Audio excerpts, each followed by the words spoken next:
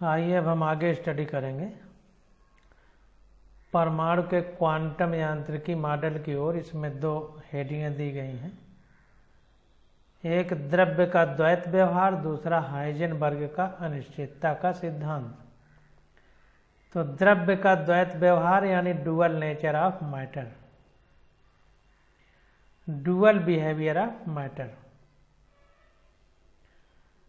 तो द्रव्य का मतलब हम समझ ही रहे हैं, पदार्थ जो स्थान घेरता है, जिसका द्रव्यमान होता है, जिसका आयतन होता है, जिसको छूने पर महसूस किया जा सकता है, जिसका आकार होता है। तो फ्रांसीसी भौतिक वैज्ञानिक दी ब्रोगली ने सन 1924 में प्रतिपादित किया कि विकिरण की तरह यानी रेडिएशन की तरह द्रव्य को भी द्वैत व्यवहार प्रदर्शित करना चाहिए। जो पदार्थ हैं संसार में, इनको भी द्वैत व्यवहार प्रदर्शित करना चाहिए, अर्थात द्रव्य में कण तथा तरंग दोनों तरह के गुण होने चाहिए।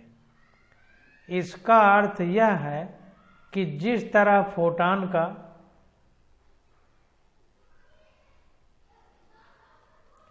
संवेग एवं तरंग दैर्ध्य होता है, उसी तरह इलेक्ट्रॉन का भी संवेग और तरंग दैर्ध्य होना चाहिए।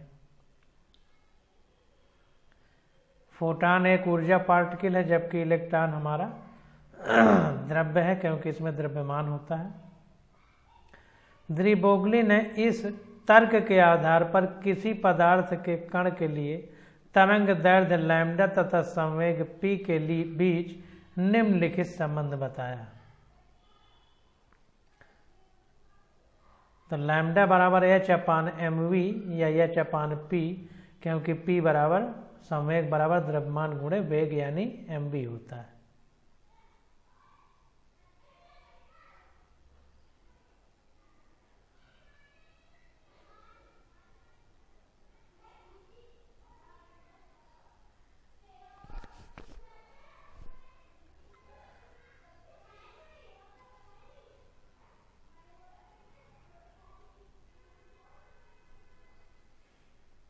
अब आगे देखते हैं,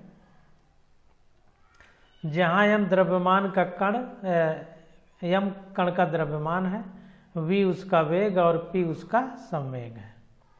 दी ब्रोगली ने इन विचारों की पुष्टि प्रयोगों द्वारा तब हुई, दी ब्रोगली के इन विचारों की पुष्टि प्रयोगों द्वारा तब हुई जब यह देखा गया कि इलेक्ट्रॉनों के पुंज का विवर्तन यानी डिफ्रैक्शन हमने पीछे विवर्तन के बारे में बताया था कि किसी तीक्ष्ण धार से अगर प्रकाश की किरण गिरे तो वो कुछ मुड़ जाती है, इसको विवर्तन कहते हैं। या बहुत सूक्ष्म छिद्र से प्रकाश की किरण निकलती है तो भी वो अपने रास्ते से पथ बदल लेती है, यानी दूसरे रास्ते में चली जाती है, इसको विवर्तन बोलते हैं। तो वही कहा गया है कि जब यह देखा गया कि इलेक्ट्रॉनों के पुंज का विवर्तन होता है तो तरंगों का लक्षण है। इसका मतलब उनमें तरंगों का लक्षण है, क्योंकि विवर्तन और व्यतिकरण तरंग प्रकृति को दर्शाता था प्रकाश की। इस सिद्धांत के आधार पर इलेक्ट्रॉन सूक्ष्मदर्शी की रचना की गई, जो इलेक्ट्रॉनों के तरंग जैसे व्यवहार पर उसी प्रकार आधारित है जिस प्रकार साधारण सूक्ष्मदर्शी की रचना प्रकाश की तरंग प्रकृति पर आधारित है। तो कितनी बड़ी बात हो गई, इसको ध्यान देना है कि इलेक्ट्रॉन सूक्ष्मदर्शी दी ब्रोगली के सिद्धांत के आधार पर विकसित हुई, जिसमें इलेक्ट्रॉन सूक्ष्मदर्शी बनी। जैसे प्रकाश सूक्ष्मदर्शी से हम लोग देखते हैं, वैसे सूक्ष्म चीज़ों को इलेक्ट्रॉन सूक्ष्मदर्शी की सहायता से देखते हैं। आधुनिक वैज्ञानिक शोध कार्यों में इलेक्ट्रॉन सूक्ष्मदर्शी एक महत्वपूर्ण उपकरण है, क्योंकि इससे किसी अति सूक्ष्म वस्तु को 150 लाख गुना बड़ा करके देखा जा सकता है। इसे मैग्निफिकेशन पावर बोलते हैं, आवर्धन क्षमता। 150 लाख गुना बढ़ा करके इसको देखा जा सकता है किसी वस्तु को।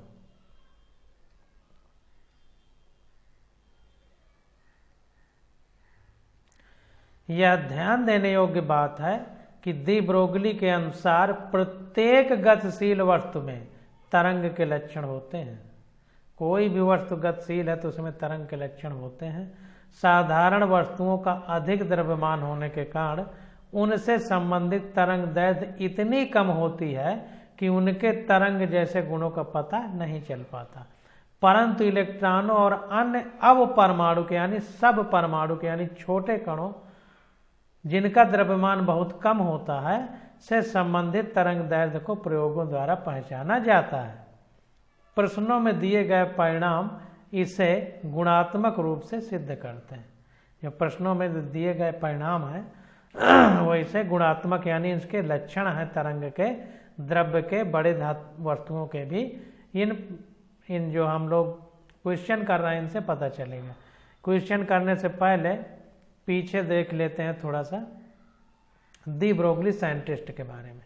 इनका जीवन 1892 से 1987 के बीच रहा। फ्रांसीसी भौतिक वैज्ञानिक लुई डी ब्रोगली ने सन 1910 के शुरू में स्नातक स्तर पर इतिहास पढ़ा। स्नातक स्तर मतलब इंटर के बाद जो होता है। प्रथम विश्व युद्ध के दौरान रेडियो प्रसारण के लिए उनकी नियुक्ति हुई। उसके बाद विज्ञान के प्रति इनकी रुचि जागृत हो गई। सन 1924 में उन्होंने पेरिस विश्वविद्यालय से DSc की उपाधि प्राप्त की। सन 1932 में अपनी अवकाश प्राप्ति से सन 1962 तक वे पेरिस विश्वविद्यालय में आचार्य रहे। सन 1929 में उन्हें भौतिकी में नोबेल पुरस्कार प्रदान करके सम्मानित किया गया। तो 1929 में भौतिकी का नोबेल पुरस्कार डी ब्रोगली को मिला। अब देखिए क्वेश्चन देखते हैं। तो हमारा क्वेश्चन क्या है, कह रहा है कि 0.1 किलोग्राम द्रव्यमान और 10 मीटर पर सेकंड वेग से गति कर रही एक गेंद की तरंग दैर्ध्य क्या होगी। तो द्रव्यमान दे दिया, वेग दे दिया, इससे हम संवेग निकाल सकते हैं क्योंकि संवेग बराबर द्रव्यमान गुणे वेग होता है।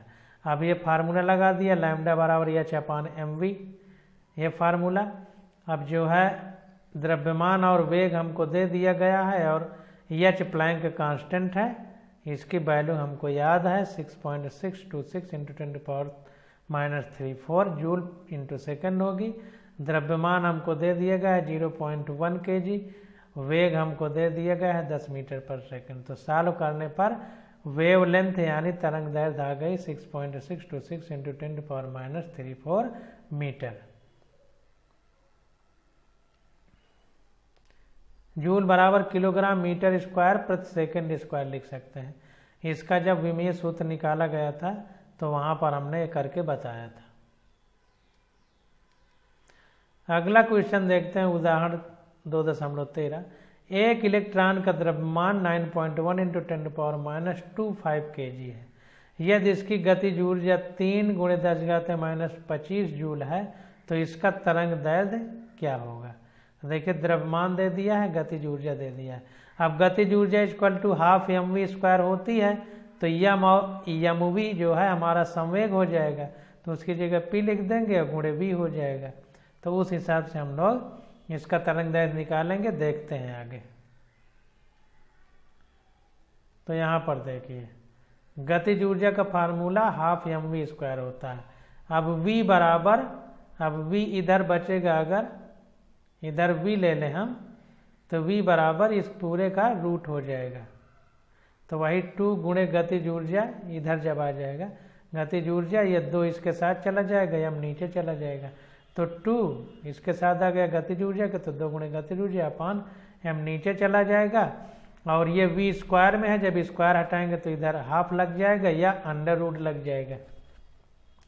अब बराबर हो गया 2 गुणे गतिज ऊर्जा हमको क्वेश्चन में दी गई है 3 × 10⁻25 किलोग्राम मीटर स्क्वायर प्रति सेकेंड स्क्वायर। और द्रव्यमान हमको दे दिया है इलेक्ट्रॉन का 9.1 × 10⁻31 kg। तो वेलोसिटी यानी वेग आ गया इलेक्ट्रॉन का 812 मीटर प्रति सेकेंड। अब देखिए इससे हम तरंग दैर्ध्य निकाल लेंगे। क्यों? क्योंकि हमें फार्मूला पता है लैम्डा बराबर h/mv होता है। h प्लैंक कांस्टेंट है तो 6.626 × 10⁻34 जूल इंटू सेकेंड रख दिया। यम हमको पता है 9.1 × 10⁻31 किलोग्राम, क्योंकि इलेक्ट्रॉन का द्रव्यमान है। और वेग हमने निकाल लिया है 812 मीटर प्रति सेकेंड। इसको रख दिया, सॉल्व किया इस पूरे को तो आ गया 8967 × 10⁻10 मीटर। तो ये आ गया 896.7 नैनोमीटर। 1 मीटर बराबर 10⁻⁻9 मीटर होते हैं। नैनो का मतलब 9, इस तरह समझ लीजिए। अब देखिए अगला क्वेश्चन है हमारे पास, कह रहा है कि 3.6 एंगस्ट्रॉम तरंगदैर्घ्य लंबाई वाले एक फोटान के द्रव्यमान की गणना कीजिए। तो लैम्डा हमको 3.6 एंगस्ट्रॉम दे दिया है, मीटर में बदलेंगे तो 10⁻10 का गुणा हो जाएगा, क्योंकि 1 एंगस्ट्रॉम बराबर 10⁻10 मीटर होता है। फोटान का वेग बराबर प्रकाश का वेग, क्योंकि फोटान कण ही प्रकाश है, तो फोटान का वेग कहें चाहे प्रकाश का एक ही बात है। तो लैम्डा बराबर h/mv होता है, तो m बराबर लैम्डा अपान h/लैम्डा भी हो जाएगा। लैम्डा बराबर h/mv कई बार पढ़ चुके हैं, लैम्डा बराबर h/mv। तो लैम्डा बराबर h/mv, तो लैम्डा m इधर आएगा तो लैम्डा नीचे चला जाएगा। h हमको पता है प्लाइंग कांस्टेंट, इसकी वैल्यू होती है 6.626 × 10⁻³ जूल × सेकेंड। लैम्डा हमको दे दिया गया 3.6 × 10⁻10 मीटर, और प्रकाश का वेग हमको पता है 3 × 10⁸ मीटर प्रति सेकेंड। सॉल्व किया तो आ गया 6.135 × 10⁻29 किलोग्राम, ये द्रव्यमान आ गया। तो इस तरीके से हम लोग सारे तरंग जो पूरे फोटान है, फोटान का द्रव्यमान आ गया। एक फोटान का द्रव्यमान की गणना, एक फोटान का ये द्रव्यमान आ गया। अब देखिए आगे देखते हैं हाइजेनबर्ग का अनिश्चितता का सिद्धांत, अनसर्टेनिटी प्रिंसिपल ऑफ हाइजेनबर्ग।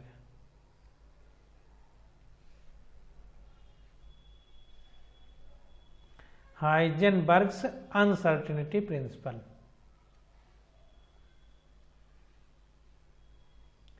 तो देखिए हाइजेनबर्ग ने अनिश्चितता के बारे में बात की।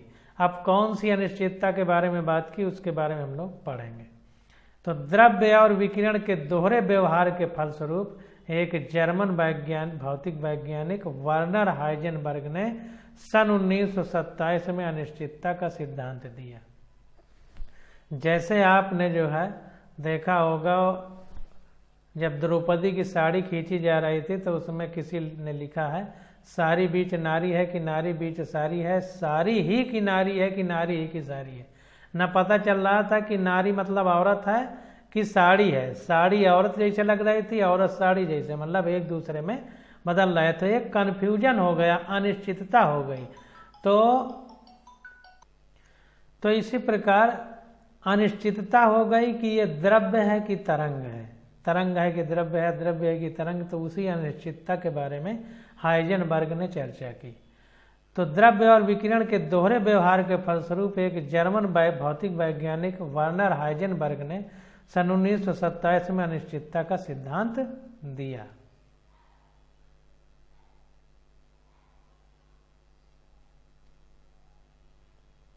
इसके अनुसार किसी इलेक्ट्रॉन की सही स्थिति और सही वेग का निर्धारण एक साथ संभव नहीं है। तो ये क्या था कि अगर आप स्थिति और वेग के बारे में बात करें तो एक साथ हम लोग नहीं बता सकते हैं। क्यों नहीं बता सकते? कि जब तक हम उसकी स्थिति देखेंगे, अगर उसमें वेग है तो वो तुरंत उस स्थिति से दूसरी जगह चला जाएगा। तो ये अनिश्चितता है। तो वेग और स्थिति इलेक्ट्रॉन की एक साथ नहीं बताई जा सकती है। उसके लिए उन्होंने ये फार्मूला दिया, delta x into delta P x is greater than और इक्वल टू h/4π। तो डेल्टा एक्स और डेल्टा पी एक्स का गुणा हमेशा या तो h/4π के से ज्यादा होगा या उसके बराबर होगा। तो ये हाइजेनबर्ग ने बताया। अब इसके बारे में समझते हैं कि क्या चीज है। तो देखिए, अथवा या डेल्टा एक्स इंटू डेल्टा, अब देखिए यहाँ पर संवेग है P, तो संवेग को द्रव्यमान गुणे वेग कह सकते हैं। तो डेल्टा बाहर लगाया कि द्रव्यमान में भी अंतर लिया जा सकता है या वेग में भी दो जगह कम ज्यादा वेग का अंतर हो सकता है, इसलिए डेल्टा को बाहर लगाया, ब्रैकेट में संवेग को द्रव्यमान गुणे वेग लिखते हैं तो m इंटू वी एक्स लिख दिया, क्योंकि वहां भी x था। इज ग्रेटर देन और इक्वल टू h/4π, इस तरह लिख सकते हैं। और delta x into delta v x is greater than और equal to h/4π m, m इधर से इधर ले आया है, तो इस तरह लिख सकता है। जहां डेल्टा x कण की स्थिति में अनिश्चितता और डेल्टा px संवेग अथवा वेग में अनिश्चितता है।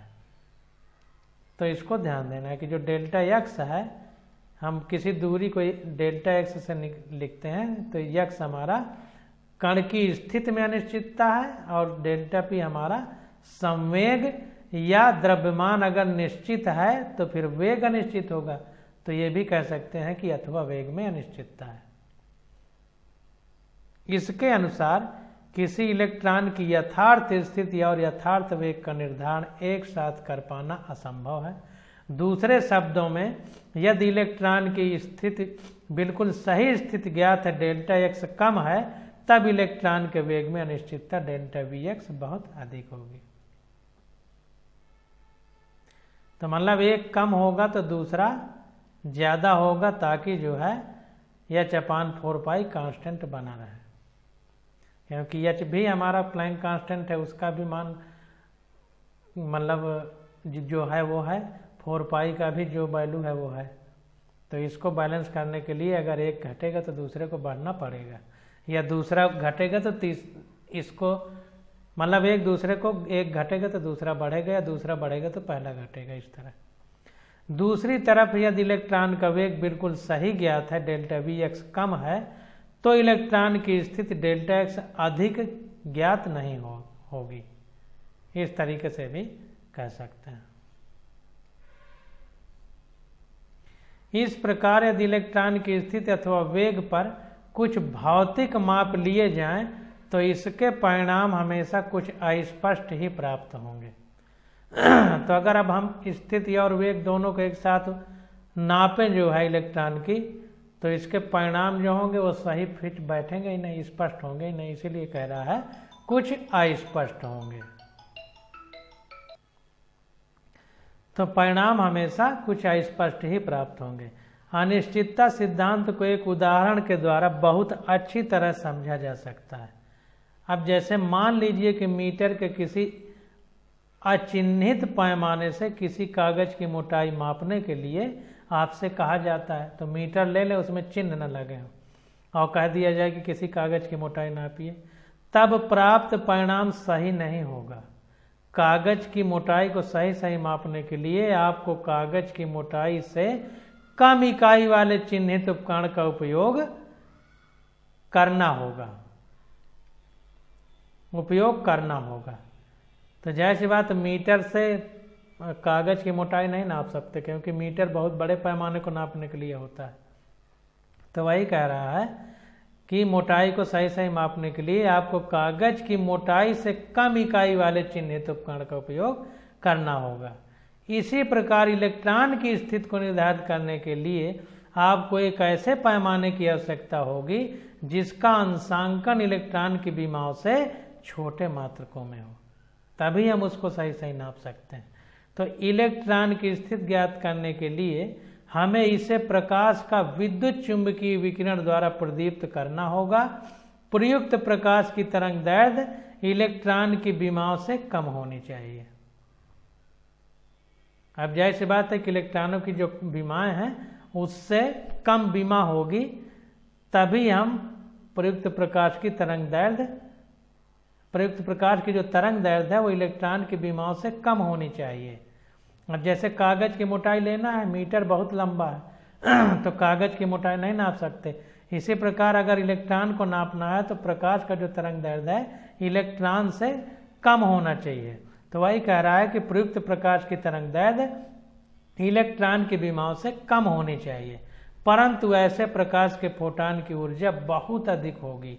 ऐसे प्रकाश का उच्च संवेग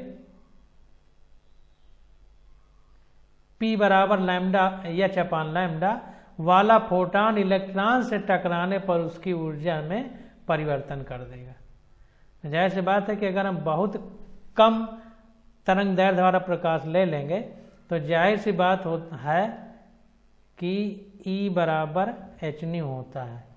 तरंग दैर्ध्य को घटाएंगे तो मतलब ν को हम बढ़ा रहे हैं, क्योंकि ν तरंग दैर्ध्य का उल्टा होता है। इसकी E बराबर hc/λ लिखा जाए, चाहे ई बराबर h न्यू लिखा जाए, एक ही बात है। तो लैम्डा न्यू के उल्टा है। तो लैम्डा अगर हम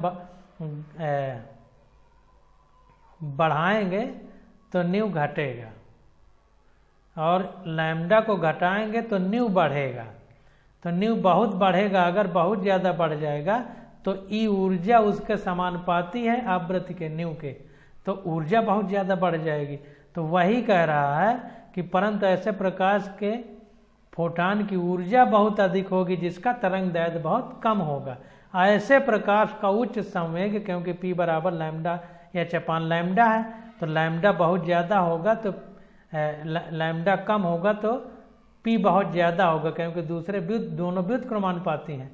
तो इसलिए कह रहा है कि संवेग बहुत ज़्यादा हो जाएगा, और चूंकि ऊर्जा E बराबर हाफ mv² होती है, यानी m और v उसमें भी आ रहा है ऊर्जा में, और संवेग में भी m × v है, तो संवेग बहुत ज़्यादा होगा, यानी उसका वेग यानी ऊर्जा बहुत ज़्यादा होगी। तो वही कह रहा है कि ऐसे प्रकाश का उच्च संवेग वाला फोटान इलेक्ट्रॉन से टकराने पर उसकी ऊर्जा में परिवर्तन कर देगा। तो अगर ये उच्च ऊर्जा वाला फोटान इलेक्ट्रॉन से टकरा जाएगा तो इलेक्ट्रॉन की ऊर्जा में परिवर्तन कर देगा। इसलिए निसंदेह इस प्रक्रिया से हम इलेक्ट्रॉन की स्थिति को ठीक ठीक निर्धारित कर लेंगे, परंतु टकराने की प्रक्रिया के पश्चात हमें उसके वेग के बारे में बहुत कम जानकारी होगी। तो इसको टकराने के बाद स्थिति तो सही सही पता कर लेंगे, लेकिन अब चूंकि वो टकराने के बाद ऊर्जा दे देगा इलेक्ट्रॉन को, तो इलेक्ट्रॉन में भी वेग आ जाएगा, तो इसलिए अब उसके वेग के बारे में निश्चित जानकारी नहीं होगी। तो इस बात को समझिए।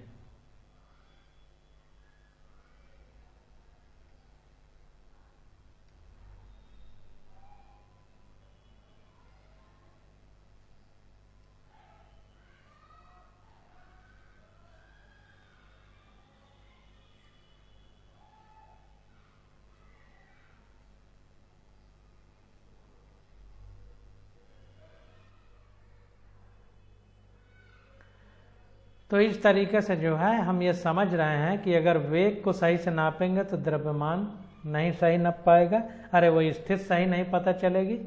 तो स्थिति और वेग दोनों को एक साथ नाप पाना, वेग या संवेग, संभव जल्दी से नहीं है, जैसा वैज्ञानिक बता रहे हैं। अब आ जाता है अनिश्चितता सिद्धांत का महत्व। तो हाइजेनबर्ग के अनिश्चितता नियम का एक महत्वपूर्ण निहितार्थ यह है कि यह नियम निश्चित मार्ग या प्रक्षेप पथ ट्रांजेक्टरी राइज के अस्तित्व का खंडन करता है।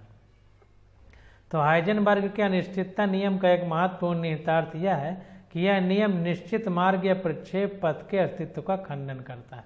जैसे हम कोई बाल फेंकें, अगर हम ये बाल है इसको फेंक दें तो ऐसे ऊपर जाकर धीरे धीरे पृथ्वी में गिर जाएगी, तो जो पथ बनेगा इसी को प्रक्षेप पथ बोलते हैं,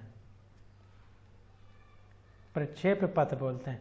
तो हाइजेनबर्ग के अनिश्चितता नियम द्वारा क्या है कि हाइजेनबर्ग के अनिश्चितता नियम का एक महत्वपूर्ण निहितार्थ यह है कि यह नियम निश्चित मार्ग या प्रक्षेप पथ के अस्तित्व का खंडन करता है। प्रक्षेप पथ या निश्चित मार्ग इसके हिसाब से नहीं है, क्योंकि उसका नाम ही है हाइजेनबर्ग का अनिश्चितता का सिद्धांत। तो जब सिद्धांत ही अनिश्चितता है तो निश्चित चीज का तो खंडन करेगा ही। तो इसीलिए निश्चित मार्ग या प्रक्षेप पथ का खंडन करता। किसी पिंड का प्रक्षेप पथ भिन्न भिन्न कणों पर उसकी स्थिति एवं वेग से निर्धारित किया जाता है। यदि हमें किसी विशेष कण पर एक पिंड की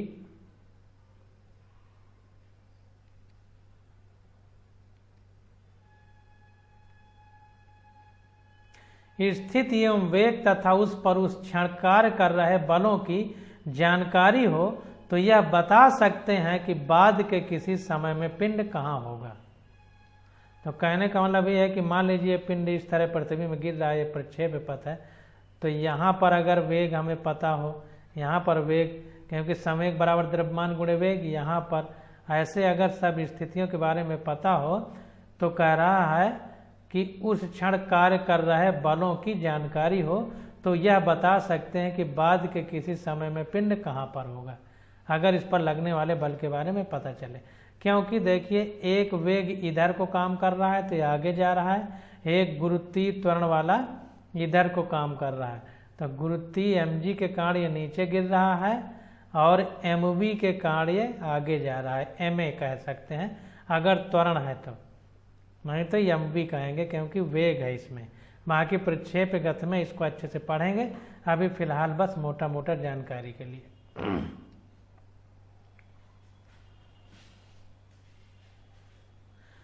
अतः हम यह निष्कर्ष निकालते हैं कि किसी पिंड की स्थिति एवं वेग से उसका प्रक्षेप पथ निश्चित हो जाता है। तो स्थिति एवं वेग से उसका प्रक्षेप पथ निश्चित हो जाता है। चूंकि इलेक्ट्रॉन जैसे किसी अपरमाणुवीय पिंड यानी छोटे परमाणु जैसे पिंड के लिए एक साथ उसकी स्थिति एवं वेग का निर्धारण किसी क्षण यथार्थता के किसी वांछित हद तक संभव नहीं है। क्योंकि इलेक्ट्रॉन बहुत छोटा है इसलिए उसका स्थिति और वेग का निर्धारण यथार्थता से मतलब अच्छी तरह से एक्यूरेसी के साथ संभव नहीं है, हद तक संभव नहीं है। इसलिए इलेक्ट्रॉन के प्रक्षेप पथ के बारे में बात करना संभव नहीं है।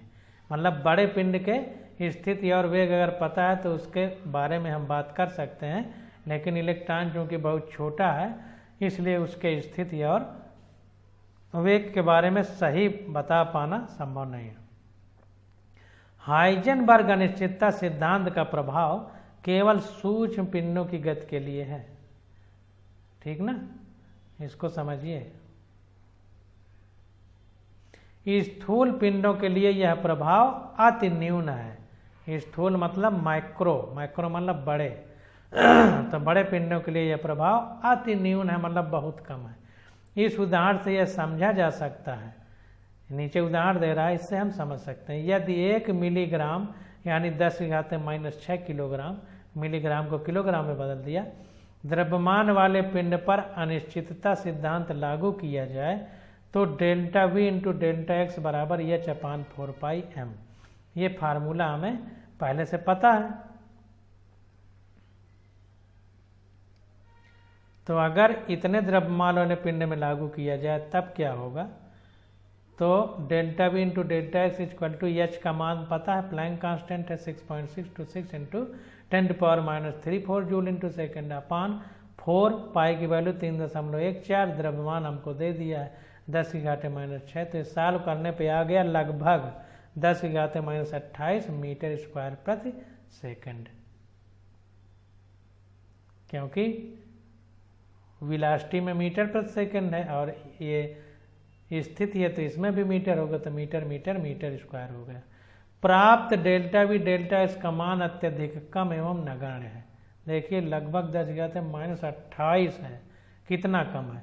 इसलिए यह कहा जा सकता है कि मिलीग्राम आकार के पिंडों या उससे बड़े पिंडों के लिए विचार करते समय संबद्ध अनिश्चितताएं किसी वास्तविक परिणाम की नहीं होती। दूसरी तरफ इलेक्ट्रॉन के समान सूक्ष्म पिंड के लिए प्राप्त मान काफी अधिक होता है। ये यम जितना कम होगा तो ये मान उतना ज़्यादा अधिक आएगा, ये जितना बड़ा होगा तो ये सब कम आएगा।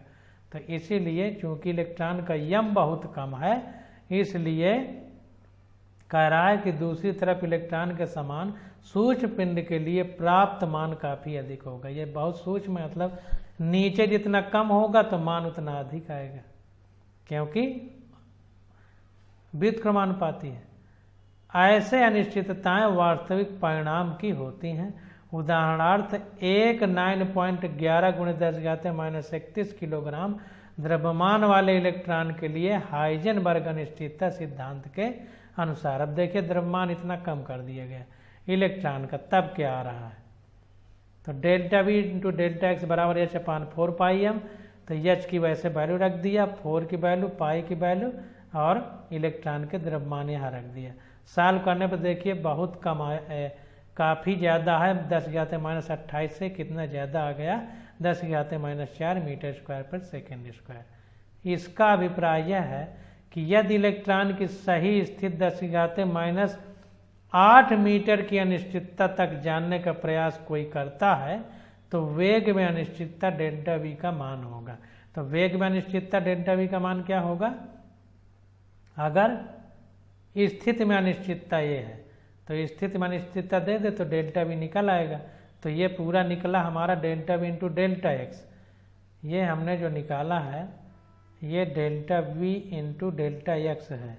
अब ये कह रहा है कि डेल्टा एक्स अगर इतना हो जाए तो डेल्टा वी मतलब वेग में अनिश्चितता कितना होगी, तो डेल्टा एक्स इधर चला जाएगा भाग में, और डेल्टा एक्स की वैल्यू दिया है तो भाग दे दिया इसी में डेल्टा एक्स का।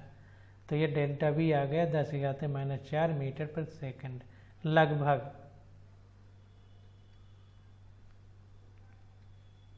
तो ये वेग में अनिश्चितता आ गई।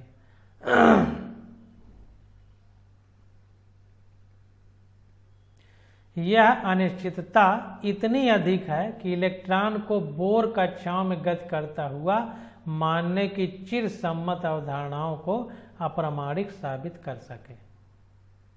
चिरसम्मत मतलब जो प्राचीन काल से चल रहे हैं। अतः इसका अर्थ यह है कि इलेक्ट्रॉन की स्थिति एवं संवेग के परिशुद्ध कथन को प्रायिकता कथन से प्रतिस्थापित करना होगा, जो एक इलेक्ट्रॉन दिए गए स्थान एवं संवेग पर रखता है। ऐसा ही परमाणु के क्वांटम यांत्रिकी मॉडल में होता है। प्रायिकता को देखो इंग्लिश में प्रोबेबिलिटी बोलते हैं। प्रोबेबिलिटी का मतलब एक तरह से पॉसिबिलिटी कह सकते हैं। कितनी प्रोबेबिलिटी मतलब होने की संभावना। तो वही कह रहा है कि इसका अर्थ यह है कि इलेक्ट्रॉन की स्थिति एवं संवेग के परिशुद्ध कथन को प्रायिकता कथन से प्रतिपादित करना होगा, मतलब इतनी प्रोबेबिलिटी होने की संभावना है। तो परिशुद्ध कथन मतलब एकदम ओरिजिनल से संभावना की ओर ले जाएंगे, जो एक इलेक्ट्रॉन दिए गए स्थान एवं संवेग पर रखता है। ऐसा ही परमाणु के क्वांटम यांत्रिकी मॉडल में होता है।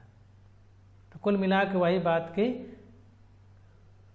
स्थान और वेग दोनों का या संवेग का एक साथ स्थिति को प्रायिकता कथन मतलब संभव की नज़र से देखेंगे, वास्तविकता से नहीं।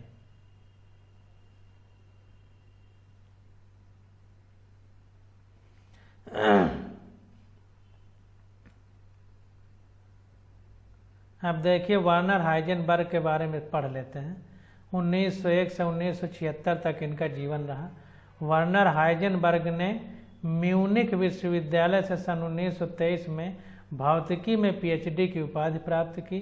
उन्होंने तब एक वर्ष मैक्स बॉर्न के साथ म्यूनिख में तथा 3 वर्ष को पेनहेगन में नील बोर के साथ कार्य किया। वे सन 1927 से 1941 तक लीपसिप में भौतिकी के प्रोफेसर रहे। द्वितीय विश्व युद्ध के दौरान वे परमाणु बम पर जर्मन अनुसंधान के प्रभारी थे। युद्ध के बाद उन्हें ग्वेटिंगन में भौतिकी के मैक्स प्लांक संस्थान का निदेशक नामित किया गया। वे एक जाने माने पर्वतारोही थे। पर्वतारोही का मतलब पर्वत में चढ़ने वाले। सन 1932 में उन्हें भौतिकी में नोबेल पुरस्कार प्रदान किया गया। अब आज यहीं तक, क्वेश्चन हम लोग अगले लेक्चर में करेंगे।